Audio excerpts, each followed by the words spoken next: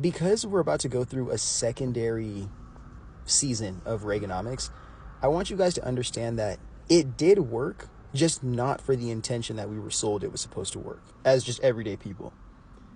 Reaganomics was, of course, hey, let's give all of the money to rich people and hope that they are responsible enough to allocate that to all the poor people that they're initially stealing it from through this trickle-down system.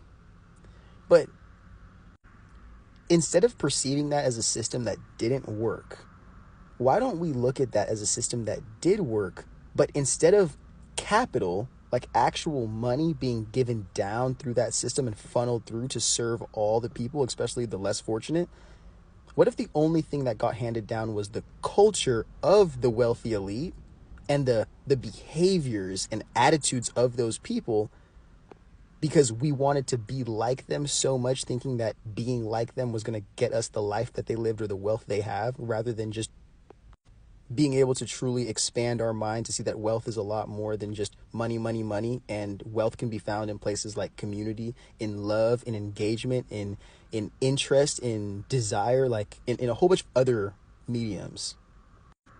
One of those mediums being time, and the control you have over your time, or the freedom you have to decide what you do with your time, which is something that a lot of us don't understand, because so many of us are chasing money so much that we don't realize, well, once we get to having the money that we need and we're not in that mindset chasing money anymore, what would we do? It's not what we do with the money, it's what would we do with our time.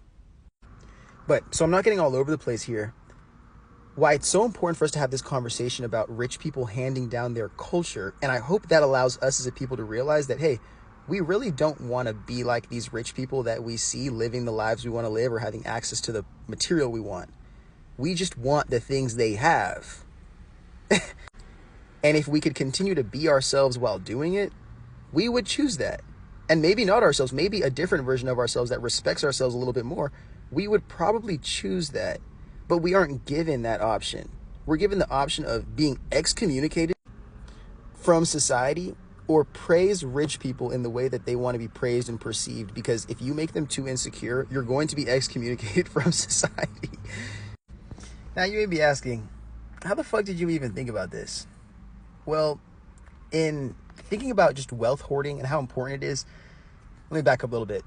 Think about money in a capitalist society like blood, and the nation is the body. And if blood cannot get properly circulated in that system, or if blood clots, the body will,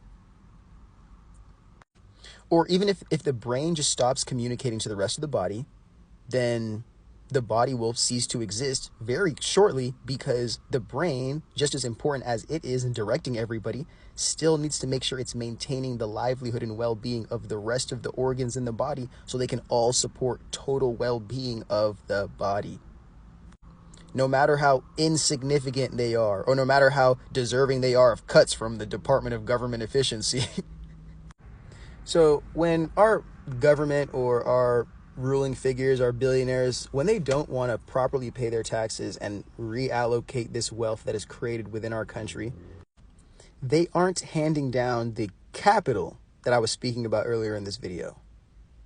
The capital, when that gets handed down from the top class, then the people in the communities beneath that get to invest in a culture of their own choosing. You start to see this? But when you don't want them to have choice, because you want them to have only the illusion of choice, like only giving people just enough money to decide what bills they're going to inevitably exchange that money for to access their regular life, but never to have any to choose to do anything they want to do with, you destabilize every single community's ability to be self-sufficient, and in that self-sufficiency create an authentic sense of culture that is related to how they respect themselves, what they believe in, and how they treat themselves and express themselves. But you can't have that when every single community, again, destabilized, and then is now craving salvation from leaders beyond them, craving salvation from a culture that is not theirs, craving sustenance from. And I am coined for saying that America has no culture, but I've realized that there is culture in America. It just never lasts because capitalism is always consuming it. for the sake of just extracting as much profit as it can from it, and then discard it when it stops producing wealth because it inevitably was not meant to grow as fast as that, become a trend, and then also it wasn't supposed to sustain itself without any reinvestment. But all of this inability to create our own authentic cultures that align with who we are as a people, in the regions that we live in, with the specific demographics we live in. And honestly, I blame social media for this a lot. All of us are basically like enmeshed individuals, having sold access to our immediate community for access to this globalized, enmeshed community that we all see on these internet platforms. But we've all sacrificed the validation of our peers. We've all sacrificed the presence in our real lives to hope that we can like strike gold one time with a post or a comment or a reaction that just makes us seen by everybody. And then through virality, it just like fishnets all the attention and validation we aren't getting from, again, that real world community that we have all had to sacrifice as a means of selling our attention to these platforms. So we, instead of being able to develop our own cultures and really have even money and time to develop our own cultures in the real world, we are constantly being shown, and really not even shown, but marketed, the culture of the wealthy elites that have the privilege to just wake up and post stupid ass videos on their phones all day, or to make highly aesthetic videos and brands and whatnot because they don't have anything else to do. And then we, as a regular people who don't have access to our real world again, because we've shifted so much of our cultural mainstream attention to the digital world, we start raising our expectations, or even worse, behaving like the people we want to be like to get the things they have, not knowing that they're just selling an image to represent a brand for who they even want to be like and probably aren't acting like, or are acting like and not actually being.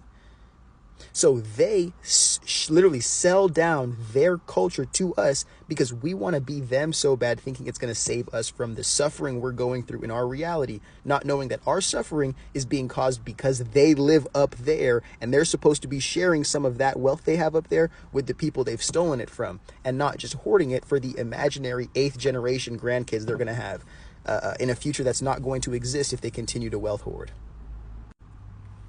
But to continue going on the culture they hand down, they don't hand down, again, wealth for us to create our own culture. They hand down hyper-individualism. They hand down the illusion of this grind-set mindset, knowing that none of them are actually working hard because they all have money to not worry about paying bills. They're just working hard to act like they're working harder than the person next to them, who also has a trust fund and an inheritance that they're living off of. While both of these two people wake up and invalidate the person who lives beneath them, who is working 3 jobs, who is actually working hard, who is actually grinding, but has no hope and actually doesn't have an opportunity because these two people at the top are just going to shell opportunities to all their friends in some crony ass, nepotistic ass bullshit anyway. Like, think about we work real life and give wealthy our real money to hope that they are responsible enough. People who are given everything are responsible enough to give us back stuff, who think that we don't deserve anything. And the only thing they give us back is the illusion of success as it appears to them, but none of us collectively have decided to accept that their success is off the backs of our real hard work. And maybe we should start appreciating our hard work and start aligning that to the compensation we deserve in this life as a people, rather than trying to be like people who just have the shit that they stole from us.